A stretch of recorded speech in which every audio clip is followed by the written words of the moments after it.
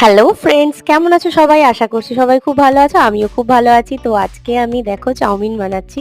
আসলে তোমাদের দাদার খুব ইচ্ছা ছিল আজকে চাউমিন করো বলছিল, তাই জন্য চাউমিন বানাচ্ছি। দেখো পেঁয়াজ ক্যাপসিকাম সব কেটে রেখেছি, ডিম দিয়ে করব চাউমিনটা।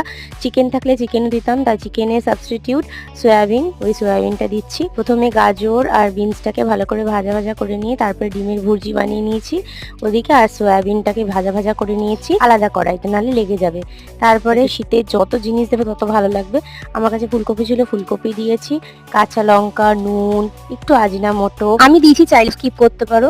সয়া সস সবকিছু দিয়ে পেঁয়াজ ক্যাপসিকাম একসাথে দিয়ে ভাজা ভাজা করে তারপরে অবশ্যই মিট মশলা দেবে। আমার কাছে ভিনিগারটা ছিল না, ওই জন্য দিতে পারিনি। আর ডিমের ভুর্জিটা দিয়ে তারপরে চাউমিনটাকে দিয়ে স্লো হিটে আস্তে আস্তে করে নাড়াচাড়া করতে হবে। মাঝখানে একটু হিটটা বাড়াবে, আবার কমিয়েও দেবে, তাহলে ভালো হবে। নাও তাহলে দেরি কেন, বাড়িতেই বানিয়ে ফেলো বাইরের দোকানের মতন চাউমিন।